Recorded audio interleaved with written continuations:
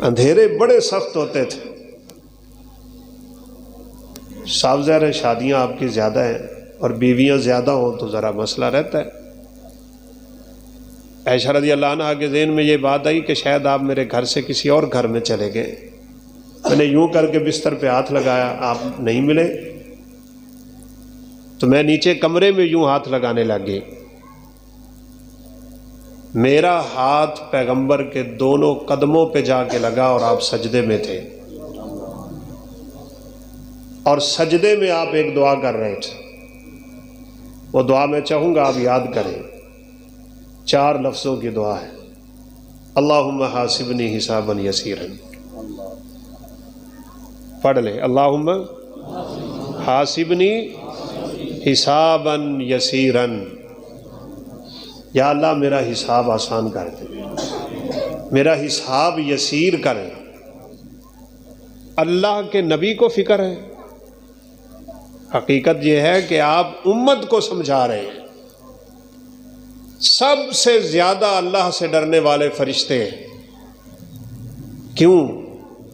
وہ جانتے ہیں رب کون ہے, وہ اس کے پاس رہتے ہیں, وہ اس کی طاقت کو سمجھنے والے ہیں, وہ اس کی ہیبت کو جانتے ہیں, وہ اس کی قدرت اور اس کے انتقام کو جانتے ہیں. وہ رب کون ہے؟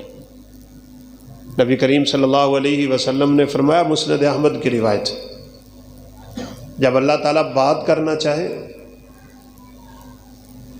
لوہے کی زنجیر آپ نیچے زمین پہ پھینکیں, سنگل جس کو آپ کہتے ہیں, اس کی کڑیاں جب ایک دوسرے کے اوپر لگتی ہیں تو ایک آواز پیدا ہوتی ہے. اللہ تعالیٰ کے بات کرنے سے پہلے یہ آواز پیدا ہوتی ہے, آسمان کی ساری مخلوقیں بے ہوش ہو جاتی ہیں. ان میں طاقت نہیں ہے رب تعالیٰ کی بات سننے کی, سب بے ہوش. اور اسی آیت کریمہ کا میں نے خطبے میں اشارہ کر دیا, حتی اذا فزع عن قلوبہم. سب سے پہلے اللہ جبریل کو ہوش میں لاتے ہیں, فرشتوں کا سردار جسے اللہ نے اپنا پیامبر بنا دیا, پیغام دینے والا. جبریل پوچھتے ہیں رب تعالیٰ کیا حکم ہے؟ اللہ اپنا حکم جبریل کو سناتے ہیں, اور جب یہ حکم ختم ہوتا ہے تو آہستہ آہستہ فرشتے ہوش میں آتے ہیں. پھر پوچھتے ہیں ماذا قال ربکم, کیا کہا ہمارے رب نے, کیا فیصلہ ہوا؟ پھر پیغام آتا ہے. آسمان کی اتنی طاقت والی فرشتوں میں رب کی کلام سننے کی طاقت نہیں ہے. ہم نے اس رب کے سامنے کھڑے ہونے, ہم نے اس کو حساب دینا ہے اپنی ساری زندگی کا. آقا علیہ الصلوۃ والسلام نے فرمایا, تم میں سے کوئی آدمی نہیں ہے جس نے رب تعالیٰ کے سامنے کھڑے ہو کے بات نہیں کرنی. ساری کائنات کے لوگوں کا حساب وہ سینکڑوں میں کرے گا,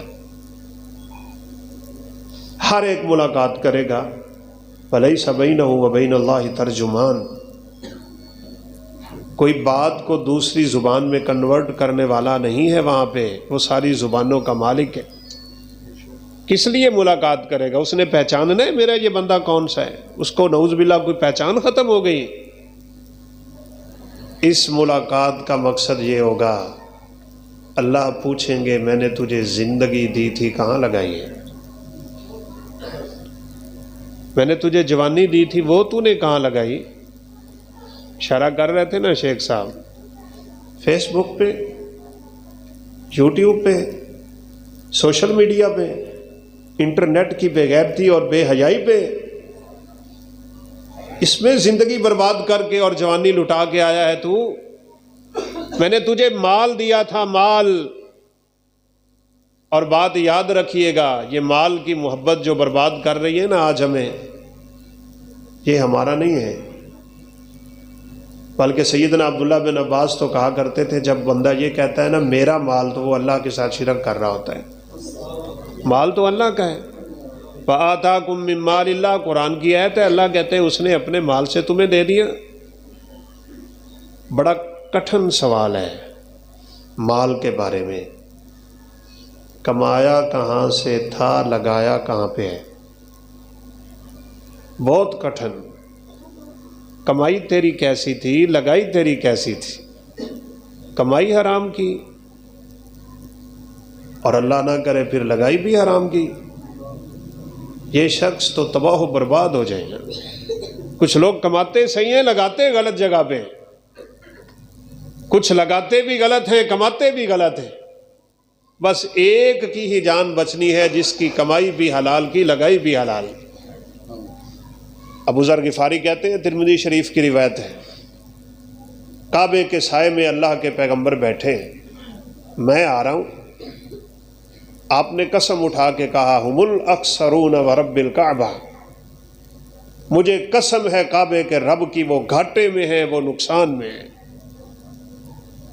تو حضرت ابو ذر کہتے ہیں کہ مجھے جھٹکا سا لگ گیا کہ مجھ سے تو نہیں کوئی غلطی ہو گئی، آپ مجھے دیکھ کے یہ کیا بات کر رہے ہیں؟ ہم المکلون، فرمایا وہ لوگ قیامت کے دن کنگال ہوں گے، مفلس ہوں گے، ان کے ہاتھ میں کچھ نہیں ہوگا، وہ گھاٹا اٹھانے والے ہوں گے، وہ تباہ و برباد ہونے والے ہوں گے. ابو ذر غفاری نے آگے ہو کے پوچھ لیا رضی اللہ تعالیٰ عنہ، اللہ کے حبیب وہ کون ہے جن کے بارے میں آپ باتیں کر رہے ہیں؟